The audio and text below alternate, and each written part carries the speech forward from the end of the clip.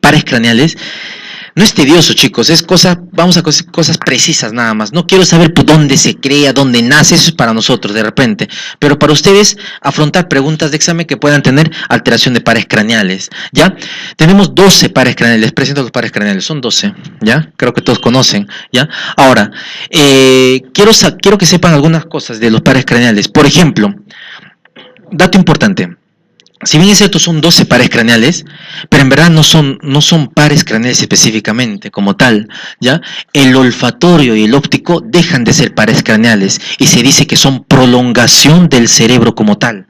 ¿Por qué? En estudios anatómicos se ha visto a ver, ¿quién me pregunta? A ver, doctora, ¿cuál es su nombre? Sí. Belén. ¿Milena? Melanie, y a ver, dime tú, en el sistema nervioso periférico, ¿cuál es la estructura que genera la mielina? ¿Las células de Schwann? Perfecto, muy bien. ¿Y el sistema nervioso central? Perfecto, de memoria. A muchos pacientes hicieron cortes y sacaron un poquito del olfatorio y del óptico. Y se han visto que en los cortes, en los axones, básicamente, no había... ¿Qué tendría que ver acá? Si es periférico... Schwann, pero no, hay oligodendrocitos. Por lo tanto, de ahí sale la idea de que tanto el primero y el segundo par craneal no son pares, son prolongaciones del cerebro. Pero para ustedes, básicamente, como mnemotecnia, tienen que saber que son pares craneales, ¿ya? Entonces, es algo que tenían que saber. Listo. Entonces, de la manera de la cisura interhemisférica, van a ver acá el nervio olfatorio, ¿sí? El par craneal, el primero, ¿sí? De manera en la parte basal del lóbulo frontal, ¿sí? Segundo, el óptico, ¿sí? Acá van a ver el quiasma como tal, ¿sí? Que inmediatamente inferior y paralelo a los lóbulos temporales van a ver que se va a pronunciar, ¿sí? El motor ocular común. El motor ocular común es el famoso oculomotor, el tercero. Sale de la cisura de la parte mesencefálica alta, ¿sí? De la parte medial, básicamente, ¿sí? En la parte medial y se va a dirigir hacia anterior, ¿sí? A comparación del troclear, ¿ya? ¿Dónde está el troclear? Por acá, ¿ya? Así es, esto que está acá. Vamos a ver acá, el troclear, ¿sí? De manera paralela, también pegado al quinto, que es un gigante. Básicamente, si ven un nervio grandote, ¿sí? Es el quinto par craneal, ¿ya? Es un nervio muy, muy funcional, básicamente por esta situación. Y se va a incorporar en la parte mesencéfalo protuberancial lateral, ¿sí? Donde va a emerger y va a emerger sus ramas. Vamos abajo. En la protuberancia, surco bulbo protuberancial, en la parte medial tenemos el sexto par craneal. El sexto par craneal en la parte medial, en la parte más lateral tenemos al octavo, ¿sí? Parte más distal al glosofaringio, y para abajo los nervios netamente vulvares, famosos vulvares, tenemos al vago, al accesorio y al espinal. ¿Ya? Entonces, eso es lo que tienen que saber. En verdad no les van a pedir, de estas preguntas de anatomía no vienen tanto, no he visto tanto, ¿ya? Pero sí tienen que reconocer las aferencias que tienen a nivel de la protuberancia. Les preguntan bastante sobre el tercero y cuarto sexto, mucho, ¿ya? Si es que tiene que ver algo de neuronato. Listo. Entonces, si yo les digo ahora, a ver, ¿quién está durmiendo? Doctor, usted, no está durmiendo, disculpe. Sí, tú, sí. Dígame, doctor, una consulta. ¿Sabe usted dónde se encuentra el núcleo del quinto? Le estoy leyendo la mente. ¿Dónde estará? Me está diciendo. No te preocupes, mire. En verdad, hay una mnemotecnia para eso. No te preocupes, no es su obligación saber, pero desde de acá ya tienen que saberlo. Los núcleos, como tal, de verdad, ustedes van a pasar el examen y ya se olvidaron de los núcleos. Pasaron anatomía y se olvidaron. Pero hay una mnemotecnia. Son 12 pares craneales. Tenemos 3 partes, mesencéfalo, protuberancia y bulbo. Lo divides los 12 entre 3 y te habrá los 4 núcleos arriba en el mesencéfalo, los otros 4 en la protuberancia y los otros 4 en el bulbo. Fácil y sencillo. Entonces, cuando le pregunten, doctor, si usted, ¿dónde está el núcleo del accesorio espinal?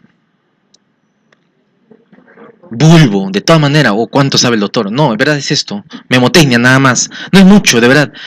Si está anterior, si está posterior, es ya para el neurólogo, neurocirujano, ¿no? Pero básicamente es esto, ¿sí? El tronco lo divides en 3, mesencéfalo, protuberancia y bulbo, y los núcleos, básicamente los catalogas en 4 arriba, mesencéfalo, 4 en la protuberancia y 4 en el bulbo, fácil y sencillo, ¿ya? Listo.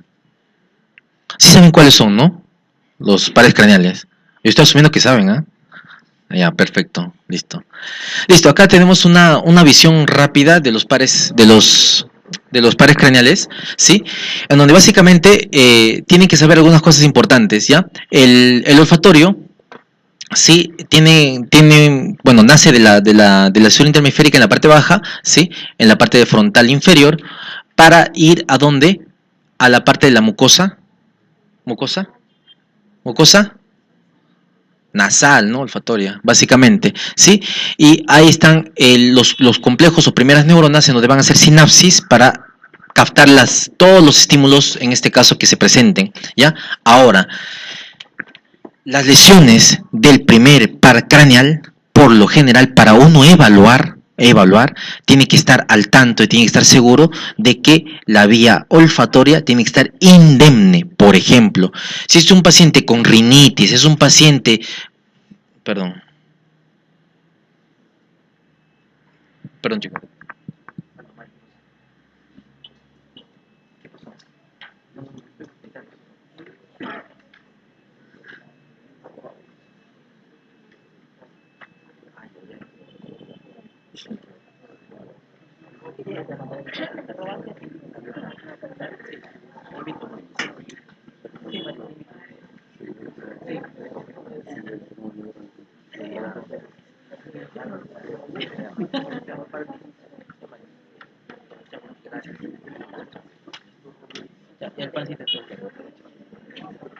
Listo. A ver, chicos, vamos. Entonces, el primer par craneal, por lo general, no se suele evaluar. En la emergencia, no. Salvo que hay situaciones que te obligan a evaluar. Por ejemplo, TEC, en donde te evalúen básicamente alteración de fosa anterior, ¿ya? Fosa anterior, fosa media, en donde básicamente el paciente tiene alteración en la olfacción. Y el paciente mismo te dice, o tienen nasorraquia, básicamente, ¿no? Le destila líquido cefalorraquídeo por la nariz. Estás en la obligación de poder evaluar a este paciente. Otra situación, un paciente que de buenas a primeras te dice, doctor, vuelo como que todo me parece que huele a todo. Cacosmia, muy bien, doctora, cacosmia. Ya, entonces, esas situaciones estás en la obligación de tienes que evaluar el primer par craneal. ¿Ya? Primer par craneal. ¿Ya? Listo. Entonces, básicamente es eso. Evalúas narina. Primero tienes que percatarte que la mucosa nasal no esté, ¿qué cosa? No esté alterada. ¿Ya? Los pacientes con rinitis, más de uno de acá también, limeño, obviamente tienen rinitis, ¿sí? Obviamente en ellos está alterado de manera bilateral, ¿ya? Pero hay situaciones en donde básicamente teniendo esa condición no hay que evaluar. Post-TEC, por ejemplo, ¿ya? Entonces, hay situaciones, hay la anosmia, hay la cacosmia, hay la hiposmia, ¿sí? Tiene que ver con la cantidad de estímulo que puede ser percibido por las fosas nasales y se hace de manera unilateral, tapando una narina de manera simultánea, ante estímulos, en este caso, de café, la vainilla y una cosa irritante en este caso. Puede ser esto ácido, puede ser esto un perfume también tranquilamente. Listo.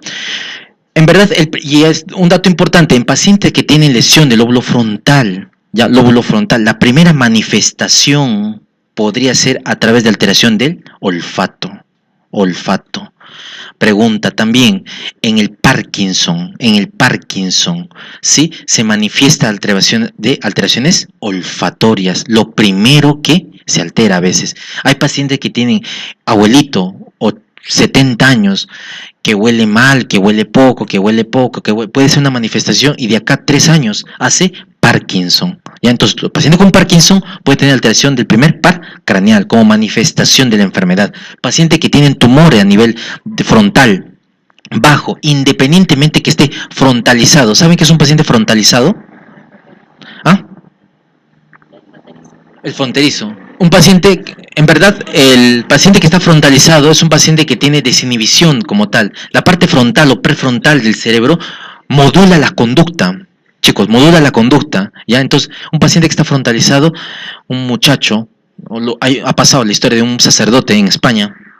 Él tenía 45 años, una vida muy, muy pluril, por así decirlo, o sea, bien estricto todo, y de buenas a primeras, de un momento a otro, comienza a tener alteraciones de olfato, comienza a sentir que no huele nada, fue a un otorrino, médico general por ahí, le dijeron que bueno, podría ser la rinitis y ese tipo de cosas, pero continúa así hasta que a los 50 años este señor, sacerdote él, durante más de 20 años, comienza a tener alteración en la conducta, comienza a salir de noche, comienza a buscar chicas y ese tipo de cosas, se frontalizó. No, chicos, no están frontalizados, no. Este paciente es por un tumor. Ah, ya, ok, tranquilos. Este paciente es por un tumor. Si un paciente de buenas a primeras cambia la conducta, me están mirando, tranquilos, chicos. Si un paciente de buenas a primeras altera la conducta, en este caso situaciones extremas, hay que pensar en un tumor a nivel frontal, ¿ya? Listo. El segundo par, básicamente que tiene que ver con el óptico, ¿ya? Se va a evaluar de diferente manera, ahorita vamos a ver, ¿sí? En donde tiene una vía aferente, una vía aferente y una vía eferente. La vía aferente es a nivel de segundo y la vía eferente a nivel del tercero, par craneal, ¿ya? Los oculomotores, obviamente, como ustedes ya lo ven, básicamente, como ellos dicen, son netamente motores, el tercero y cuarto sexto, en donde van a ubicarse en los músculos extraoculares, ¿ya? Tenemos al quinto par craneal, que te va a dar es tanto un nervio mixto, ¿sí? Sensitivo motor, ¿sí? En donde van a inervar la parte del tercio inferior, superior, medio inferior de la cara, en donde tiene que ver con los músculos de la masticación, ¿cuántos son? Anatomía, usted está más fresco que yo. Como 6, ¿no? Vamos, listo, ¿cuáles? Los temporales, que son 2, muy bien, doctora. Los masseteros, que son 2. Los tiroideos, que también son 2. Y los...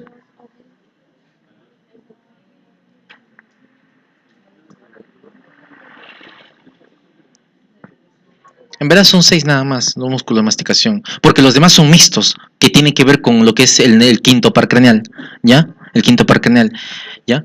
Básicamente, y la sensibilidad de la cara, acuérdense, no es facial, chicos, ambas. Pregunta de ahorita, residentado médico, ¿han visto?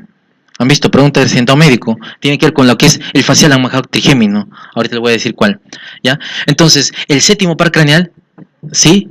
Séptimo par craneal sale de la cisura ponto-mesencefálica, en donde va a inervar básicamente los músculos de la mímica facial. Son como 22 o 26, ¿ya? Son mímica facial. Los únicos que evaluamos es los orbiculares de los párpados, ¿sí? Orbicular de la boca y el risorio, ¿ya? Es los 3 que evaluamos en la evaluación del sistema nervioso, básicamente evaluación de pares craneales, ¿ya? Listo. Y tenemos al octavo, que tiene que ver con el vestíbulo coclear, ¿sí? Vestíbulo coclear, la parte vestibular que va al oído interno, y la cóclea, que está en el mismo lado, ¿sí? Tiene que ver con el equilibrio principalmente y la audición en las diferentes porciones. El glosofaringio tiene que ver con lo que son los músculos que están a nivel, así es, tercio superior del paladar, ¿sí? Y lo que es el vedo del paladar, ¿ya? Tiene que ver con lo que es la motilidad en ese lado también, ¿sí? Y tenemos el vago, nervio autonómico, en el gran parte de sus funciones, tiene que ver con lo que es... Aquí está, motilidad intestinal, ¿sí? Tiene que ver con lo que es la respuesta cardíaca también, ¿sí? Y las secreciones, listo. Y tenemos que ver acá también el accesorio espinal, que tiene que ver con los músculos del cuello, ¿sí? Acá tenemos el estiloideo, el esternocleidomastoideo y el trapecio, principalmente. Y el hipogloso, el par craneal netamente motor. Lengua, motilidad de la lengua. ¿Ya? Listo. El olfatorio, obviamente, hay datos generales que se les he dicho, sí, hay estímulos acá y vemos acá. La anosmia puede ser uniobilateral. Cuando es bilateral una anosmia no es valorable. Hay que ver, este paciente tiene rinitis, sea resfriado y ese tipo de cosas. Cuando es unilateral, ahí sí preocúpense, hay que buscar otras cosas, ¿ya? La lesión que puede estar a nivel del piso anterior de la base del cráneo, obviamente paciente con TEC, ¿sí? Y en la parte entre el lóbulo temporal. Puede estar dada por un traumatismo craneoencefálico o un famoso meningioma. Entonces el meningioma tiene que ver con el primer par craneal. Alteración en el olfato, unilateral. Alteración del comportamiento, hay que pensar en un paciente que puede tener un meningioma, ¿ya? Meningioma.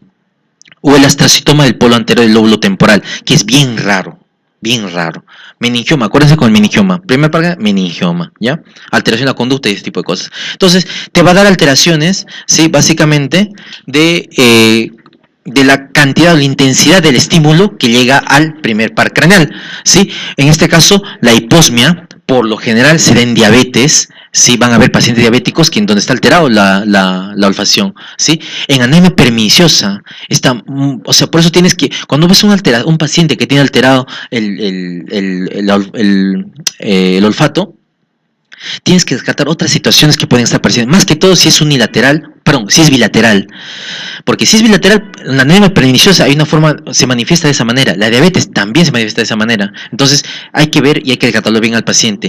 La hiperosmia, la cantidad, en este caso, tiene que ver con la estimulación o la percepción intensa de un estímulo. En este caso puede ser chocolates, el maní, la canela, ¿sí?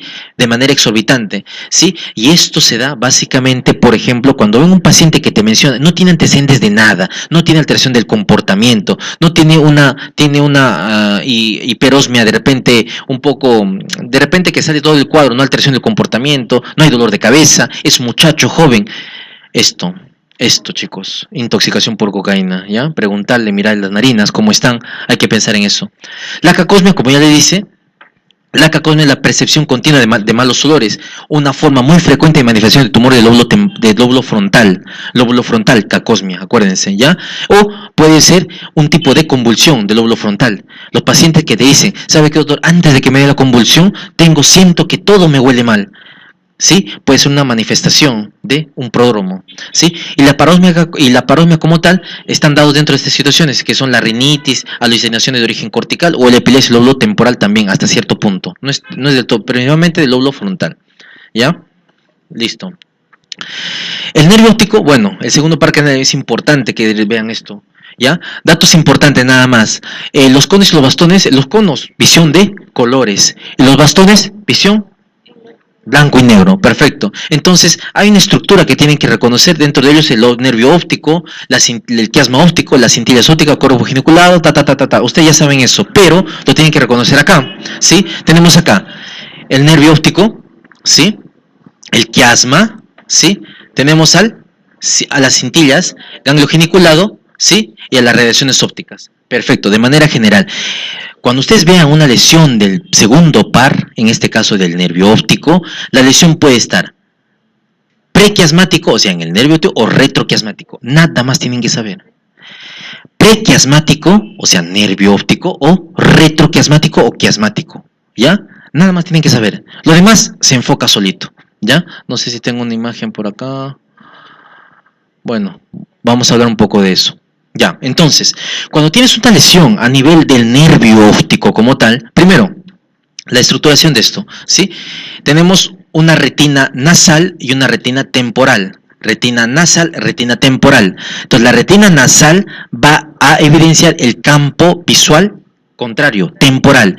Y la retina temporal va a visualizar el campo nasal. Lo mismo, la retina temporal del lado izquierdo va a visualizar el campo temporal del mismo lado y la retina temporal va el campo visual nasal. Es de manera alternada, ¿ya? Y los únicos que se cruzan son la parte de lo que está en la retina nasal. Estos se entrecruzan, ¿sí? De manera cruzada, y la información, por ejemplo, de un lado, por ejemplo, vamos a ver en el ojo del lado derecho, ¿ya? Por así decirlo.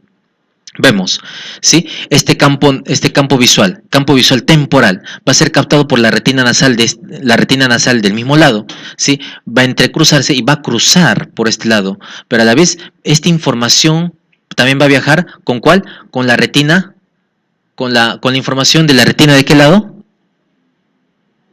¿De qué lado?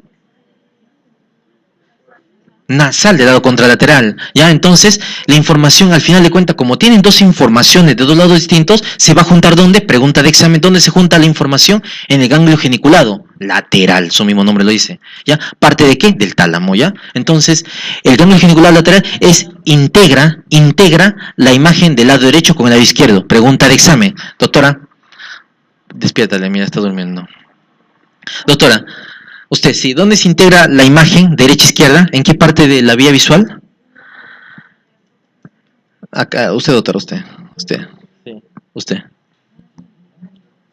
¿Dónde? Ganglio geniculado lateral. ¿Y qué es eso? ¿Cómo se come? ¿Qué es? ¿Qué dije que era? Parte del tálamo, ¿no? Tálamo, solo que lo vemos partido acá, parte del tálamo. Entonces, la parte terminal del tálamo es eso.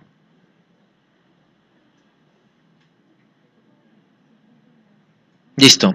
Entonces, básicamente eso. Entonces, la integración de la vía visual, derecha-izquierda, se va a localizar ¿dónde? En el ganglio geniculado o cuerpo genicular lateral. Perfecto. Otro dato importante. Entonces, hablamos de lesiones. Acá, chicos, tienen que prestar atención porque preguntas de esto sí vienen bastante.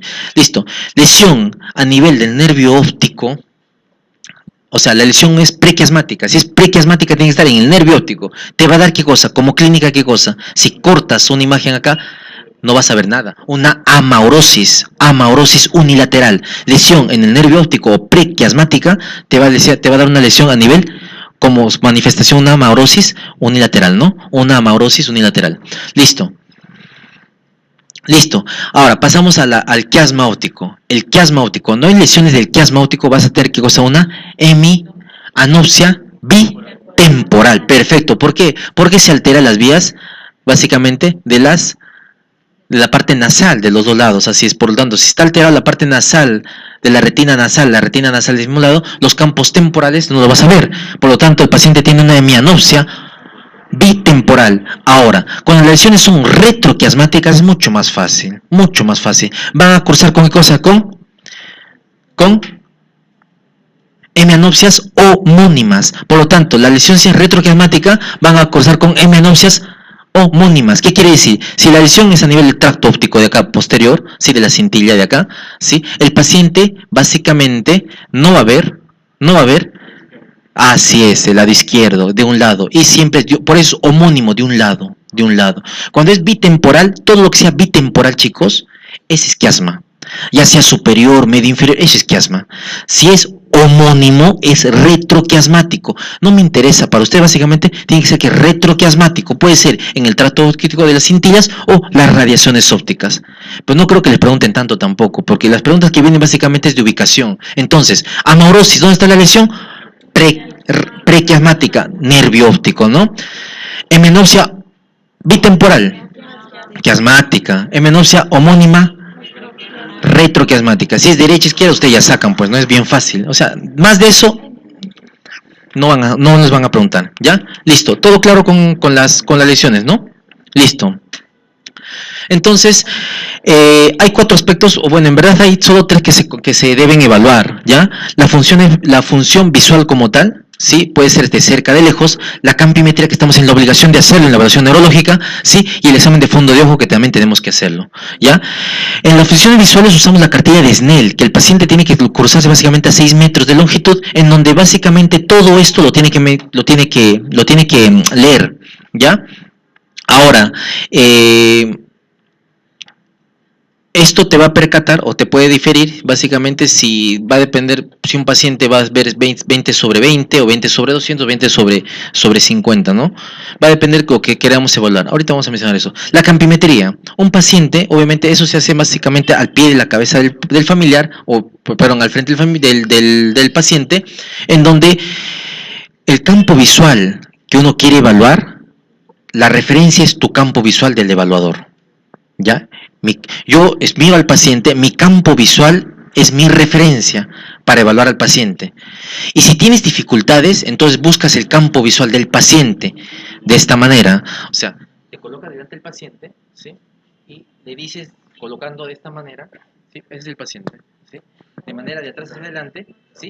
Si él comienza a ver, y desde el punto de comienza a ver, esa es tu referencia. Entonces ahí paras. Entonces, básicamente, para que tú busques el campo visual del paciente. Pero en verdad, ¿qué te dice la literatura? Que el campo visual a evaluar es tu propio campo visual, ¿ya? Entonces, y busca los 4 cuadrantes, básicamente, en donde vas a buscar de manera clínica alteración quiasmática o retroquiasmática. Porque si ves un paciente con amaurosis, el paciente va a decir, no ve un ojo, ¿ya? Listo. Y cuando evidentemente el paciente te percatas que no ve, no puede leer la cartilla, no puede leer y solo ve a la luz o a cuentadedos, básicamente estás viendo que el paciente tiene una ceguera por encima de 800, o sea, 20 sobre 200, o si lo queremos modificar, 20 sobre 800, que acercas la cartilla a 1.5 metros y igual no puede ver, eso ya te está hablando de una ceguera como tal, a cuentadedos o a la luz. Pregunta examen, si un paciente no puede leer la cartilla a 1 sobre 200 y le acercas un poco más a 1.5 metros y el paciente tampoco puede visualizar, este paciente tendrá una alteración, una disminución de la vista visual a la luz o a cuentadedos. Puede ser cualquiera de los dos. Ya, pero por lo general marca tú el que más aproximado esté a cuentadedos, pues, porque a la luz en verdad el paciente que se choca, no ve, te van a hablar de ese tipo de cosas. ¿Ya? Perfecto. Entonces, lo que habíamos dicho básicamente con respecto a la campimetría, las hemianopsias, ¿sí?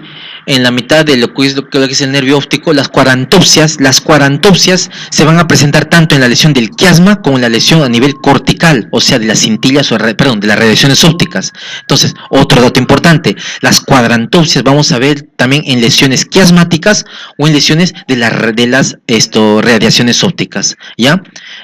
Si es homónimo, si es una cuadrantopsia homónima, estará, ¿dónde? Retro, pues, ¿no? De las radiaciones. Si es una hemianopsia, si es una cuadrantopsia bitemporal, quiasma, de todas maneras, es bien fácil, o sea, no hay forma de que fallen acá. ¿Ya? Listo. Entonces, este es un algoritmo de repente para que ustedes vean, el defecto de la vía visual puede ser unilateral o bilateral, ¿sí? Cuando la lesión es unilateral es prequiasmática, les había dicho, ¿sí? La famosa amaurosis unilateral, lesión a nivel de ¿dónde? Del nervio óptico o de la retina. Otro dato importante, nervio óptico, retina. Entonces, si la lesión es a nivel bilateral, esto te queda si una lesión quiasmática o retroquiasmática. Si es quiasmática, necesariamente tiene que ver alteración, una hemianopsia heterónima, bitemporal, ¿no? Puede ser binasal también si es muy abajo, ¿sí? Entonces, una hemianopsia heterónima, lesión quiasmática.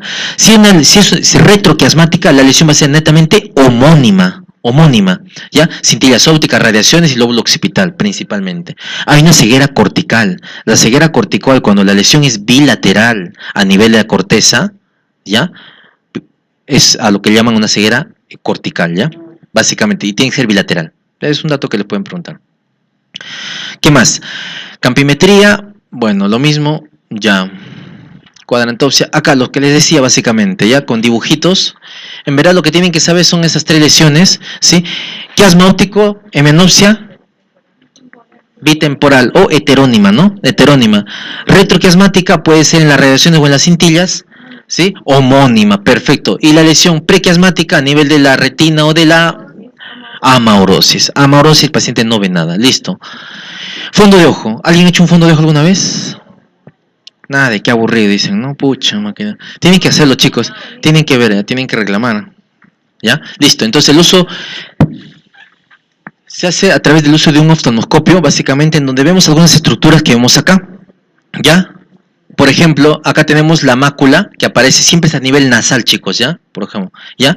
Tenemos la excavación de la vía óptica, la papila y la distribución de las arterias y las venas, que es lo que tenemos que ver nosotros, principalmente, ¿ya? Fondo de ojo, es lo que vemos, la mácula, que suele estar acá, ¿sí? La papila óptica, ¿sí?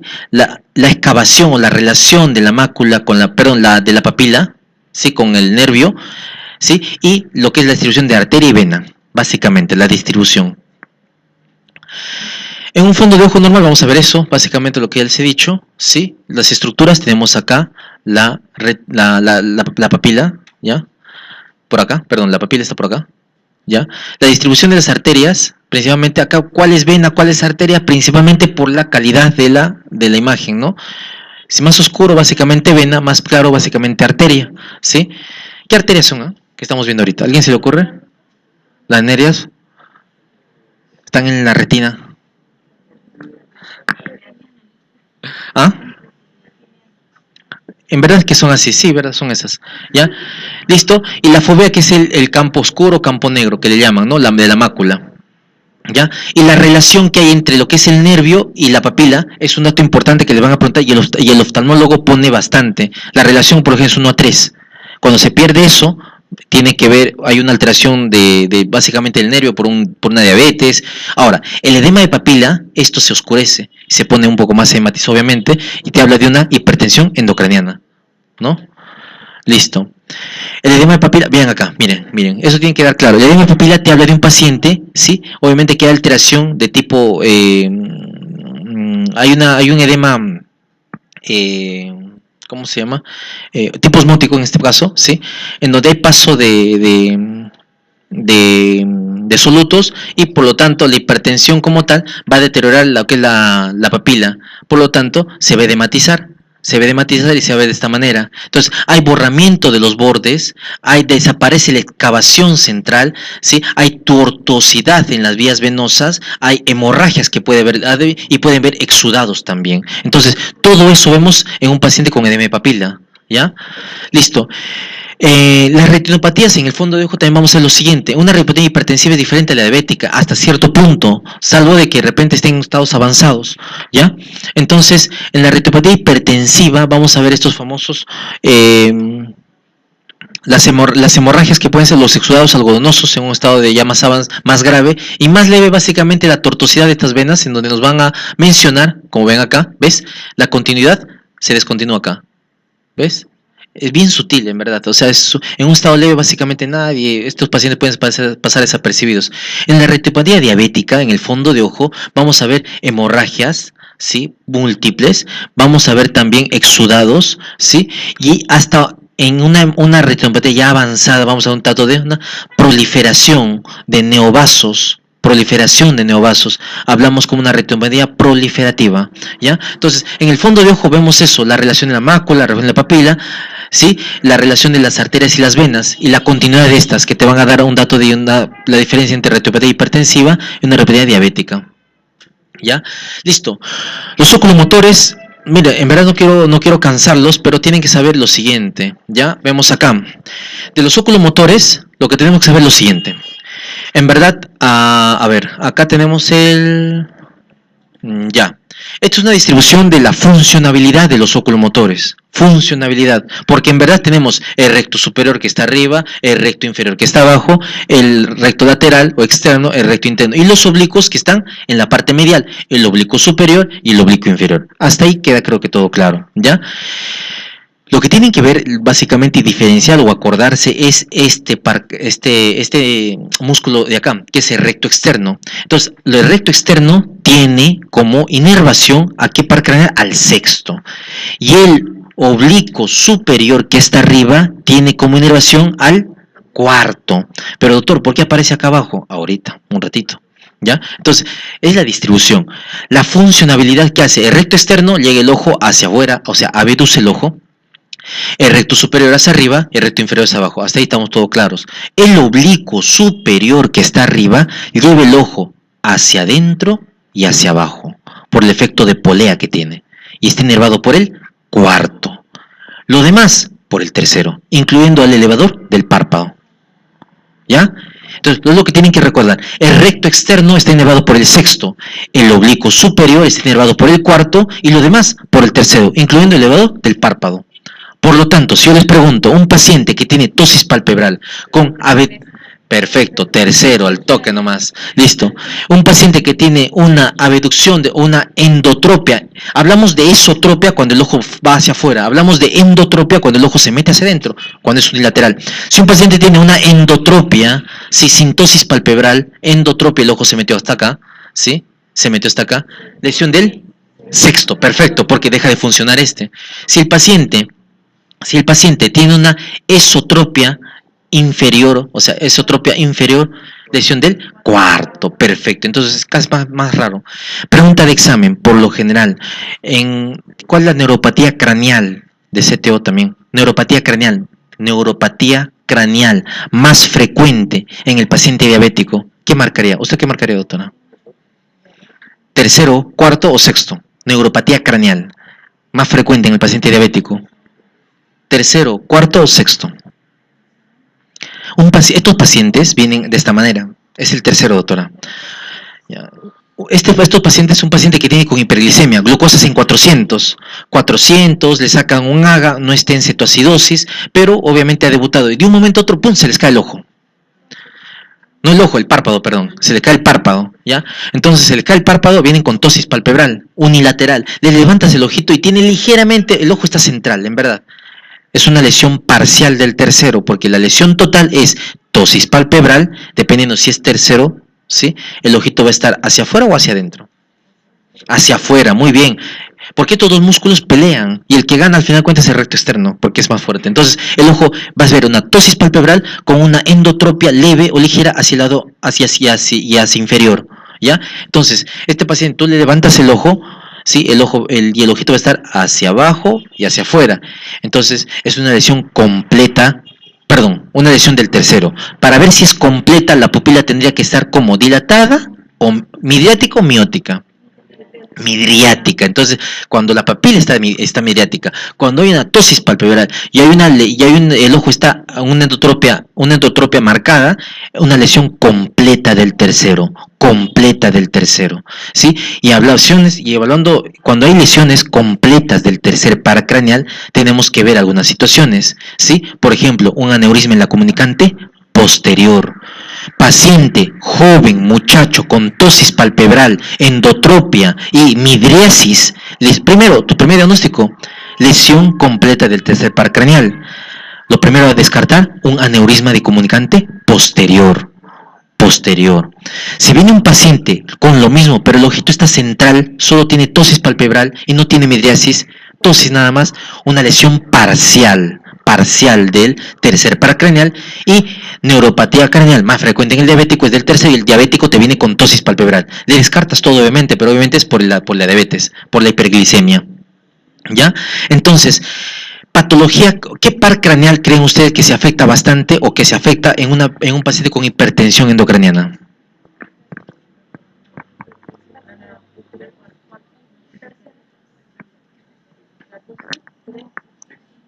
El sexto y el cuarto, muy bien, sexto y cuarto. Entonces, esas son preguntas básicamente de pares craneales. En pares craneales van a preguntar, ¿cómo se manifiesta una alteración o un aneurisma de comunicante posterior? Lesión del tercero. Un paciente con hipertensión neocraniana, lesión del cuarto. Lesión del sexto. Un paciente con TEC severo, lesión del cuarto. Pregunta de STO. TEC severo, lesión del cuarto. ¿Ya? Listo. Sexto, principalmente sexto y cuarto. Si te van a preguntar, marcas sexto. Si no hay sexto, tienes que marcar cuarto. Ya, pero son esos dos. ¿Y por qué creen ustedes que el tercero se afecta bastante o el sexto también se afecta bastante? ¿Tendrá alguna explicación anatómica? Muy bien. El sexto tiene un trayecto bien largo. Cuando se inflaman las meninges, en una meningitis, por ejemplo, paciente con signos meningios. ¿Alguien conoce los signos meningios? De repente estoy hablando solo. ¿Signo meningio, doctora? ¿No sabe signos meningios? Rigidez nuca, Kerning, Brusinski. Hoy día van a entrar algo nuevo, Yola Accentuation. ¿Qué es eso? Ahorita vamos a verlo. Hay 4 en verdad. ¿Ya? Ustedes conocían 3. Un paciente con una meningitis, signo meningios, dolor de cabeza, náusea, vómitos, alteración de nivel de conciencia y signo meningios. Tú levantas y evalúas y tiene lesión del sexto, o sea, alteración de cualquiera de los oculomotores, y tiene un curso subagudo de muchos días. Hay que pensar en MEC-TB. La MEC-TB te altera pares craneales, en este caso altos. O sea, una meningitis que viene con alteración de pares craneales, no les ponen de repente de hecho que le tienen que poner el tiempo y todo eso, pero no le ponen gran cosa. Si afecta a pares craneales, el que te afecta bastante es MEC-TB, principalmente. ¿Y por qué? Porque genera una aracnoiditis basal, en castellano. Se comienza a fibrosar la parte de la meningitis basal y atrapa este nervio que tiene un trayecto largo, ¿ya? Perfecto. Listo. Lo mismo, chicos. Acá, el recto externo, todo lo que usted ya sabe, pero acá, básicamente para ver lo que es la midriasis y la miosis, ¿sí? Entonces, el efecto simpático sobre la pupila está dado por los músculos radiales. Por lo tanto, si es simpático, te va a generar una midriasis, ¿sí? Y si es parasimpático, una miosis, ¿ya? El músculo circular de la pupila, ¿Ya? Es lo que tienen que saber. Ahora, los síndromes topográficos del tercer par craneal en verdad son varios, ¿ya? Es para la especialidad, pero en verdad lo que tienen que saber ustedes es esto. Cuando la lesión es a nivel nuclear, es bien raro que haya lesión del tercero, ¿ya? ¿Sí? ¿O sigo? Ah, ya, me avisa.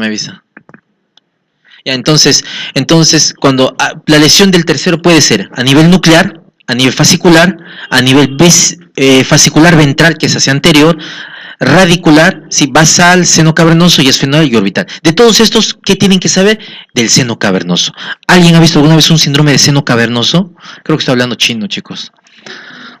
Doctor, ¿usted ha visto alguna vez una alteración de seno cavernoso? Nada, ¿qué será? Es un paciente, ya, un paciente que viene por dolor de cabeza, ¿ya?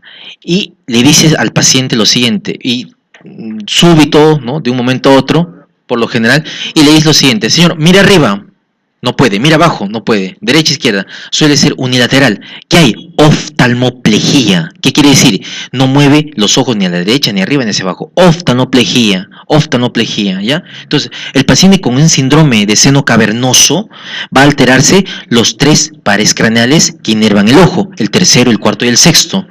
En San Pedro hubo un paciente con oftalmoplejía, sí. Entonces, básicamente eso. ¿Ya? Y esto puede ser por una trombosis del seno cavernoso, por un tumor, por una meningitis, por un montón de cosas. Pero básicamente es lo que van a ver. Oftalmoplejía, ¿sí? En este caso puede ser dolorosa. Hay un síndrome de Tolosa-Hahn. ¿Han escuchado de eso? Tolosa-Hahn, oftalmoplejía dolorosa en niños, muchachos, le das corticoides y el ojo ya mueve.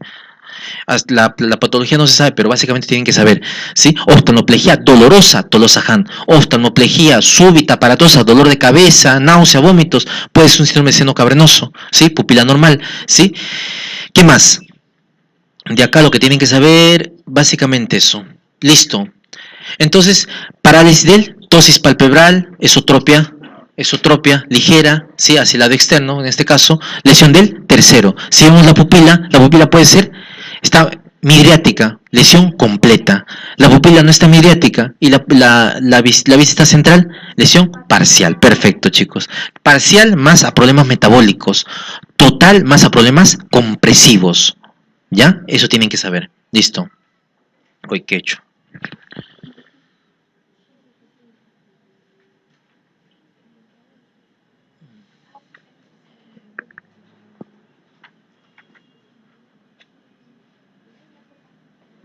Ya. Continuamos. Entonces, vemos acá exotropia, ya, vamos a ver acá, lesión del tercero. Listo. Acá, chicos, acá, atentos. Mira, tenemos la lesión de ptosis palpebral. Si levantas el ojito va a estar con esotropia hacia el lado, hacia el lado afuera, ¿sí? Y con midriasis completa, lesión del tercero. Listo, vamos acá. Lesión del cuarto. ¿Qué es el cuarto? ¿Qué es el cuarto, doctor? ¿Ah? Hacia abajo y hacia adentro, fácil, pues. Entonces, ¿qué hace? Entonces, si hay una lesión, te da una esotropia o una supraversión hacia adentro. Puede ser, dependiendo del músculo que predomine. Por lo general, ahí está. Y un estrabismo convergente, en este caso de este lado. ¿Sí? A medida que avancemos vamos dando más datos. ¿Sí? Lesión del cuarto puede haber un estrabismo de ese mismo lado, ¿sí? Y en este caso con una endotropia, ¿sí? Más que todo superior, por favor. Acá la diferencia entre un sexto y un cuarto es casi sutil, porque tú evalúas al paciente y en verdad los dos tienen endotropia. Lesión del tercero, obviamente, pero lesión del sexto, porque este no funciona, todos los músculos, entonces el ojito lo lleva hacia adentro, una endotropia, pero acá hay una endotropia con ligera supraversión, entonces te puede indicar eso. Ahora, cuando evaluamos estos pares, los oculomotores, en verdad el paciente te va a referir lo siguiente: doctor, veo doble. ¿Cómo se llama eso? Diplopia.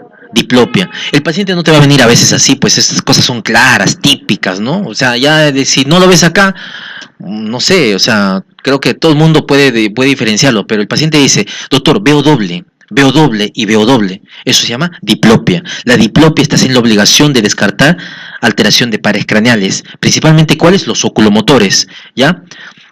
Ahora, al evaluar los pares craneales, vamos a hablar del tercero, la motilidad ocular. Señor, mira arriba, mira abajo, derecha, izquierda.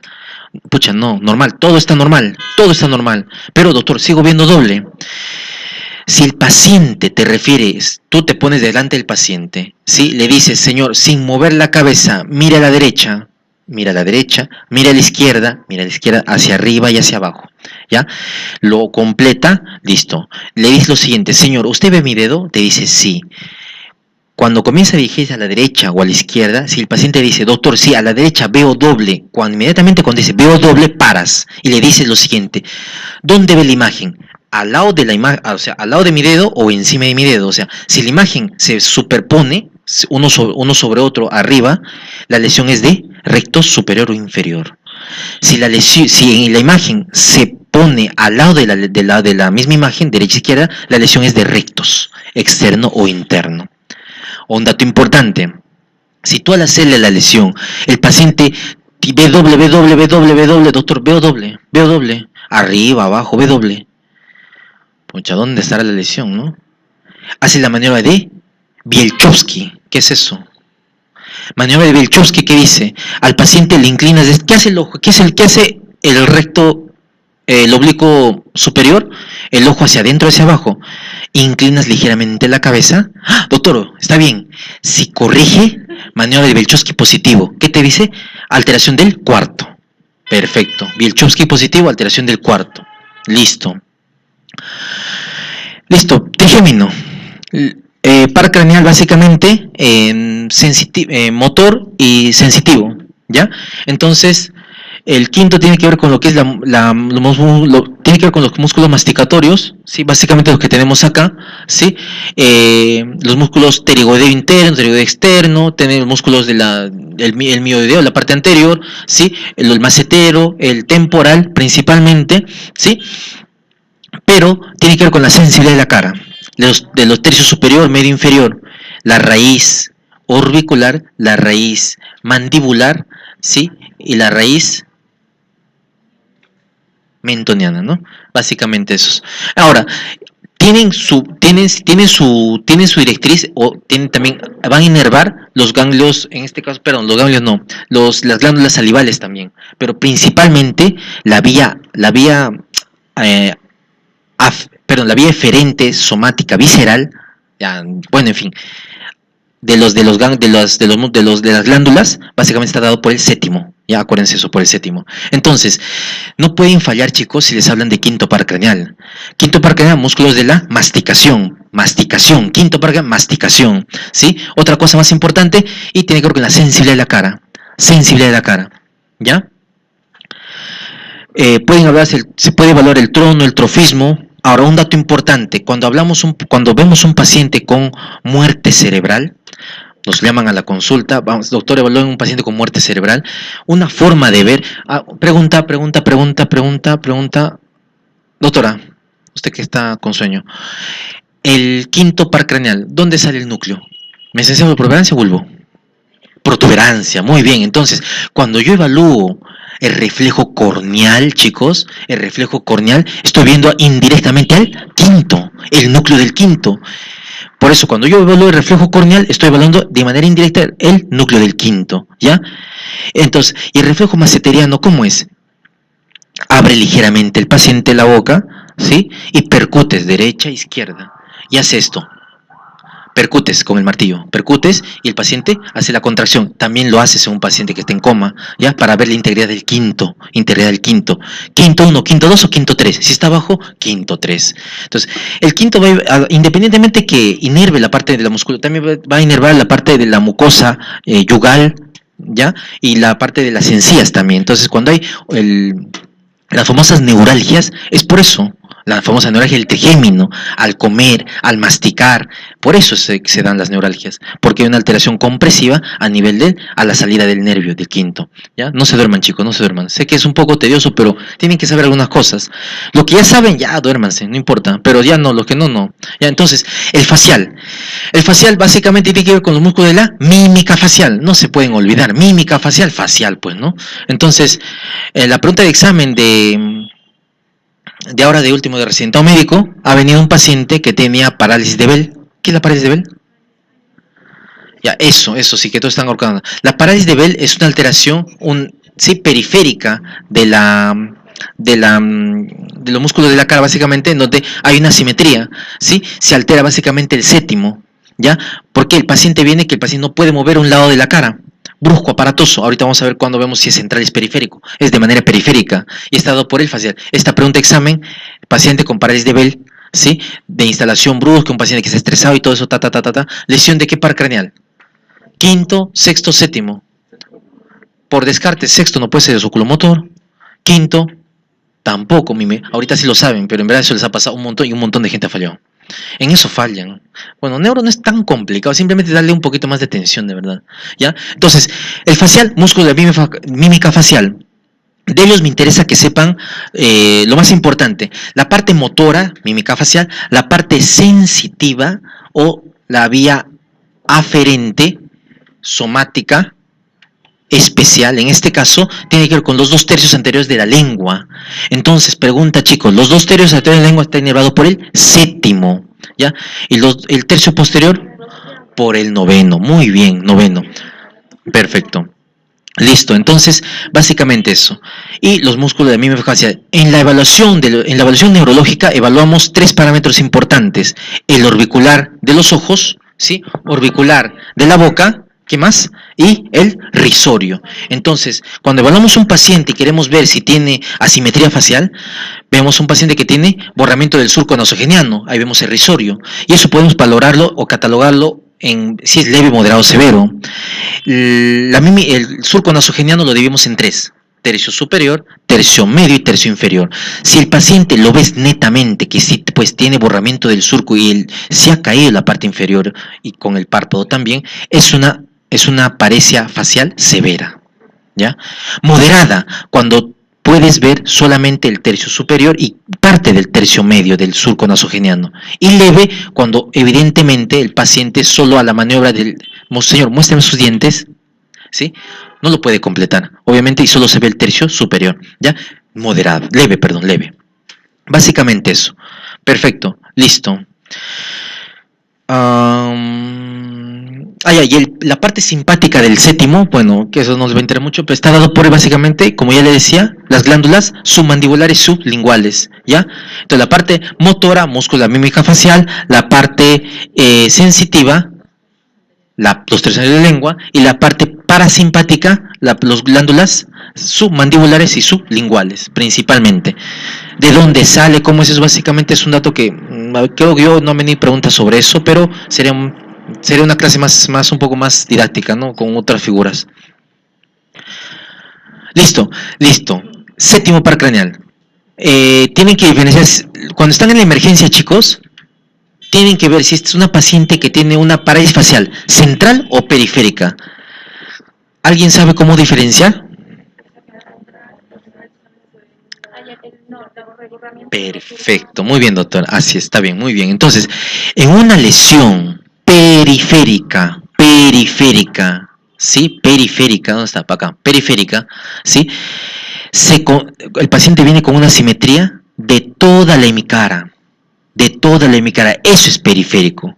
Parece un poquito raro, ¿no? Entonces, en una alteración, en una paresia facial o una parálisis facial periférica del séptimo en este caso, ¿sí?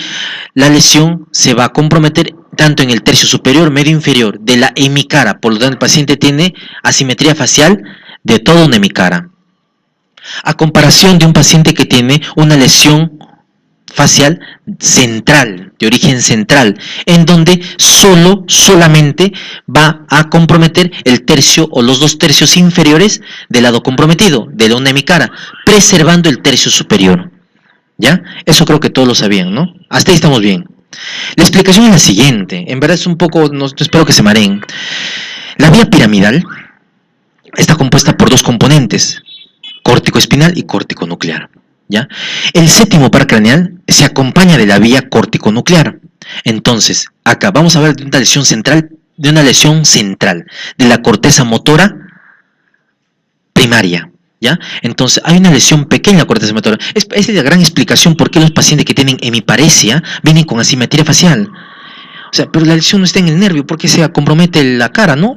Es por eso, porque la vía piramidal viaja con la vía córtico-nuclear, que nace acá también, en la corteza. Entonces, miren, esta vía córtico-nuclear va a acompañar a la salida del área de Broca, en este caso, perdón, al área del área motora primaria, ¿sí? Y se va a entrecruzar, ¿sí? Llega al ganglio genicular, bueno, llega a los ganglios a nivel del mesencéfalo, parte alta, hacen su relevo en el núcleo, en este caso del séptimo, y sale de manera conjunta, sale bueno, en este caso los axones de la vía del área motora primaria, que se va a entrecruzar. Pero pasa lo siguiente, del lado contralateral hay la vía córtico-nuclear de ese lado, que solo es el 25% que no se ha entrecruzado, que también va a este mismo lado. Por lo tanto, cuando hay una lesión central cortical, bajan hasta acá, sí, obviamente llegan a hacer relevo en el núcleo del quinto, salen y de manera periférica se va a alterar solo esto. Y este se va a mantener porque el lado contralateral lo va a compensar por la información que viaja hacia acá, de la vía córtico-nuclear. ¿Ya? A comparación de la vía periférica, en una lesión del séptimo de la vía periférica, ¿qué pasa? Pasa lo mismo, o sea, nace la vía motora primaria, se entrecruza, una parte nada más va de manera directa, hacen su relevo, a la salida, por la lesión está acá arriba, a la salida en la vía, a la salida, las dos vías se cancelan, por lo tanto, el paciente tiene una paresia de toda la hemicara, porque no hay quien lo compense, porque a la salida de esta vía que está acá y de esta vía que está acá, que se entrecruzan y sale juntamente acá, se va a lesionar. Es por eso la gran explicación en una lesión de vía periférica, una parálisis facial periférica de Bell, tiene una lesión de toda la hemicara, acuérdense, toda la hemicara, y la preservación del tercio superior en una lesión de vía central. La explicación es por la vía córtico-nuclear del lado contralateral que compensa al lado de la lesión. ¿Ya? Listo. ¿Sí entendido eso, no? La doctora decía, ya bueno, ok, perfecto. Entonces, básicamente eso. Ahora, cuando vemos una lesión, una parálisis facial, ¿han escuchado alguna vez un paciente que te cuenta y te dice, algún paciente con parálisis facial en emergencia, ¿alguien ha visto? Parálisis facial, típico, periférico. ¿Cómo se evalúa? Fácil y sencillo. ¿Ves el borramiento del surco? Señor, muéstrenme los dientes, típico, fácil. Y otra cosa, señor, arrugue la frente. Algunos no saben arrugar la frente, ¿verdad? Me ha pasado y siempre pasa en la... Sí, el doctor Strome, mire, ¿ya? Pero pasa lo siguiente, señor, mire para arriba, simple y sencillo. Mire para arriba. Al mirar arriba, corrugas la frente, necesariamente. Si el paciente lo tiene alterado, ¿sí? Comparas derecha con izquierda, es una lesión de vía periférica, netamente, porque tiene toda mi cara, ¿sí? Pero si preserva, eso es central. Eso es central. Si es periférica, ¿qué te dice el paciente? Te dice lo siguiente. ¿Sabe qué, doctor? Hace 2 días, obviamente personas que están estresados, inmunodeprimidas en verdad, ¿ya? Por estrés, porque no comen bien y un montón de cosas, ¿ya? Te dicen lo siguiente, señor doctor, hace 2 días yo he empezado con escuchar bastante por este oído, por el lado lesionado. La cuerda del tímpano, que también viaja por la parte del facial, la cuerda del tímpano. Entonces este paciente te dice que escucha mucho, así empezó. ¿Qué más te dice? Doctor, pero hace 1 día no siento las comidas. ¿Cómo se llama? Ageusia o disgeusia. Ageusia no siente nada. Disgeusia siente algunas comidas. Ya estás, de cajón. Ahí ya lo diagnosticaste. ¿Lesión de qué par? El séptimo, de cajón. ¿Por qué? Por los 2 tercios anteriores de la lengua. Están alterados. ¿Sí? Se altera. Entonces, hasta ahí ya tienes una lesión periférica. Y al tercer día, el día que viene a la consulta, y hoy día no puede mover la cara. No puede mover la cara. Ya diagnosticaste una parálisis de Bell. Parálisis de Bell. ¿Qué le das? Corticoides, ese tipo de cosas. ¿Ya? Entonces, la idea es diagnosticar. La mejor forma de manifestación de la lesión del séptimo es la parálisis de Bell. Y hay un signo de Bell. ¿Han visto alguien el signo de Bell? El signo de Bell es cuando al cerrar el ojo del lado de la lesión, el paciente cierra el ojo del lado de la lesión y en este caso, como no completa la oclusión del ojo, se ve la parte de la conjuntiva. Entonces ves un paciente que está como entredormido. Así es. Lagoftalmos, así es, el famoso lagoftalmos. Pero básicamente en lo que es parálisis periférica lo llaman como el signo de Bell. Signo de Bell. Perfecto. Listo. Bueno, es la parte de el séptimo par craneal tiene una parte protuberancial, sí, la parte mesencefálica interna y la parte de la salida de lo que es, acá está, por acá está, ya, la parte de la salida que es, ¿dónde está? ¿Dónde está esto? Por el surco estiloideo, ¿no? Estilo esfenoideo, ¿ya? Entonces, lo que tienen que saber es lo siguiente de acá, ¿ya? Los núcleos del séptimo, ¿dónde están? En qué parte del tronco? En la protuberancia, ¿no? En la protuberancia. Entonces, ahí hacen el relevo la mayoría de información que van por el séptimo. Estos se van a relevar, al final de cuentas, en la salida del tracto, que es continuo, ¿sí? Se va a manifestar dependiendo de lo que estamos teniendo. Por ejemplo, si tienes un paciente que tiene parálisis de Bell, obviamente tienes una lesión completa, primero con hiperacusia, con disgeusia o ageusia y una simetría facial de ese mismo lado. Entonces es la tríada típica, ¿sí? La tríada típica, ¿sí? Ahora, si tienes un paciente que tiene básicamente paresia homolateral con hiperacusia o hipoacusia, muchacho joven, y no tiene parálisis de repente o tiene parálisis parcial, hay que empezar el famoso neurinoma del acústico, que se va a ubicar básicamente en la parte de la comunicación de la cuerda del tímpano, en la parte alta. Entonces, este paciente, por lo general, debuta y no es brusco a comparación del síndrome del parálisis de Bell. Es un paciente que viene de manera progresiva, fluctuando, a veces se paraliza, a veces no se paraliza, a veces siente la comida, a veces no siente la comida. Es un dato que tienen que tener en cuenta. Básicamente, que ustedes les digan, la lesión es del séptimo y hicieron bastante, ¿ya? Síndrome de Reis-Hahn es un paciente que tiene parálisis homolateral, ¿sí? Con vesículas en el conducto auditivo externo, con hiperacusia y disminución del gusto. El agente causal es el Zoster, perfecto, Zoster óptico, muy bien, ¿ya? Y básicamente eso. Pregunta de examen. A ver, vamos a ver. Un paciente que acude a la consulta por una evidente paresia de la musculatura facial del lado derecho que le apareció 3 días antes, ¿cuál de los siguientes datos sugiere la lesión causante que no es periférica que afecta al sistema nervioso central? Vamos a ver. 1. La pregunta es, ¿cuál de los siguientes datos sugiere que la lesión causante no es periférica y afecta al sistema nervioso central? No es periférica. Vamos. Oye sonidos por el oído derecho con más intensidad. ¿Periférica? Periférico, perfecto. No note el sabor de las comidas del lado derecho de la lengua. ¿Cómo se llama eso? Disgeusia. 2 anteriores. Séptimo, perfecto, periférico. Vamos ya descartando. Tiene un nistagmo bilateral en la desviación de la mirada hacia la derecha. Nistagmo, chicos. Nistagmos. Vamos a dejarlo, no sabemos, vamos a ver. Tiene una acusada debilidad del músculo orbicular del ojo derecho, periférico, porque el tercio superior está conservado, y tiene una erupción del doble conducto auditivo externo derecho, Reis-Hahn. Así es. Entonces, ¿cuál queda? Así es, la C. Chicos, el nistagmo, por lo general, el nistagmo es de tipo central. A veces, ¿ya? Entonces, el nistagmo puede ser central o puede ser periférico, pero en la manifestación de esta pregunta, por descarte, está saliendo esto, porque el nistagmo bilateral que no se agota, eso es central. El nistagmo bilateral o unilateral que se agota, eso es periférico. Periférico 100%, ¿ya? Y el nistagmo multidireccional, eso es central. Eso es central. Si nistagmo, paciente con nistagmo multidireccional, es un nistagmo de origen central, ¿ya? Listo. El famoso síndrome de Tolosa-Hahn. ¿Saben qué era? Esto. Paciente con oftalmoplejía dolorosa unilateral. Lesión del tercero y cuarto sexto par craneal. ¿Por qué?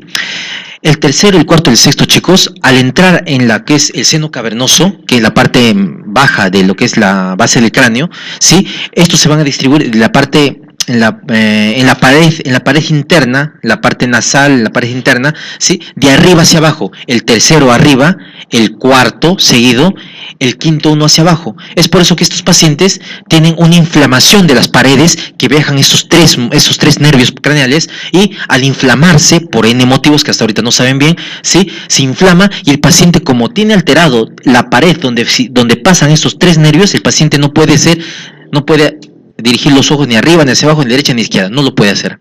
Por lo tanto, tiene una oftalmoplejía. Y le duele, ¿por qué? Porque parte de estos terceros, si bien son pares netamente motores, el ojito se inflama, el nervio también se inflama. Entonces, esta inflamación periférica de las paredes genera un dolor.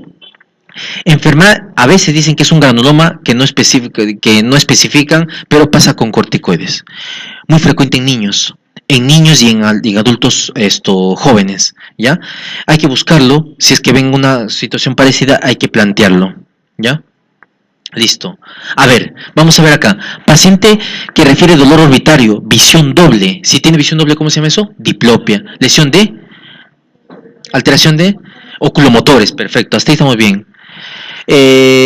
Incapaz de mover adecuadamente el ojo derecho, ¿ya?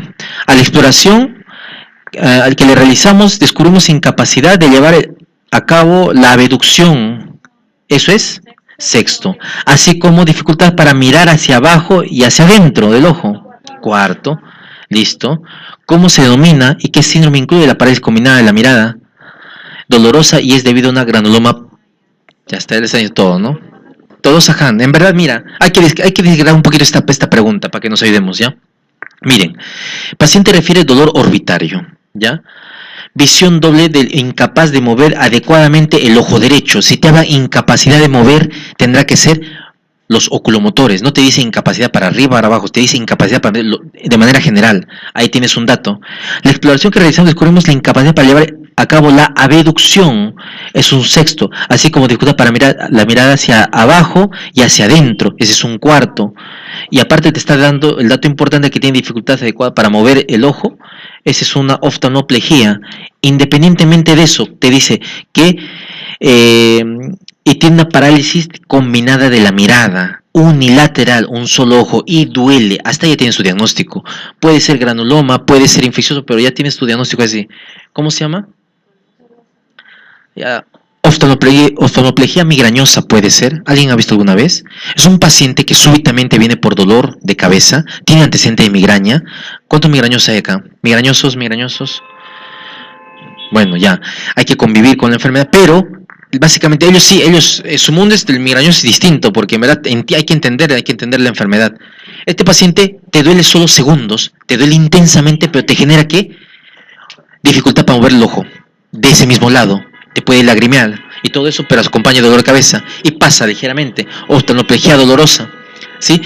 Otro, apoplejía hipoficiaria. Un paciente, no han visto nunca, un paciente que tiene dolor de cabeza, puede tener alteración a nivel de conciencia, pero obviamente en los marcadores comienza a le baja la presión. ¿Qué más? Tiene glucosa baja. ¿Cómo se llama eso? Insuficiencia suprarrenal, ¿no? De un momento a otro, dolor de cabeza, no hay nada, ¿ves? Y la hipófisis no funciona o sangró. Como la hipófisis sangra, hacen alteración, así es, hacen alteración de todas las alteraciones de hormonales, ¿no? De que está comprometido ese lado. Y obviamente se llama apoplejía hipoficiaria. ¿Ya? El Sheehan es por la disminución del flujo sanguíneo, ¿ya? En una paciente gestante y ese tipo de cosas. Esto es básicamente puede ser por un sangrado a nivel de hipófisis, sangrado, o una hipoxia, ¿sí? Isquémica, ¿ya? Oftalmoplejía de Bell, el famoso nombre, o una parálisis de Bell, que es igualito, ya saben. Y el Reissenhand, que es una parálisis, y es una lesión del séptimo también por herpes zóster. Listo. Y acá es el Tolosa Hahn, pues, ¿no? Obviamente, Tolosa Hahn, no se olviden, chicos, ¿ya?